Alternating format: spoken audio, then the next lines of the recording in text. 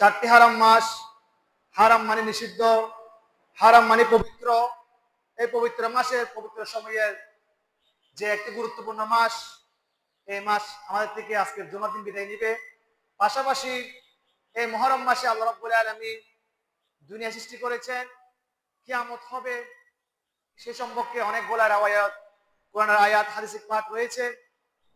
তাই আমি অনুরোধ করবো যে আল্লাহ যদি আবার আজকে জুমার দিনে কি হয়, কিয়ামত হবে, আল্লাহ চাইলে হয়তো আজকের দিনটা শেষ দিন হতে পারে। আল্লাহ যা ইচ্ছা আল্লাহ ভালো জানেন। সেজন্য আমি বলবো যে আমরা হায়াত শেষ হয়ে যাচ্ছে, অন্তত আল্লাহকে রাজি করার জন্য, খুশি করার জন্য আজকে যে মুহররম মাসের শেষ জুমার দিন, গুরুত্বপূর্ণ দিন, যে শ্রেষ্ঠ দিন একটা, ওই দিনটা আমরা উদযাপন করব, নামাজ পড়ব, জিকির করব, আল্লাহর ঘরে এসে বসবো, ওয়াজ নসিহত শ্রবণ করব, আমল করব। আল্লাহ আমাদেরকে তৌফিক দান করুন, আমিন।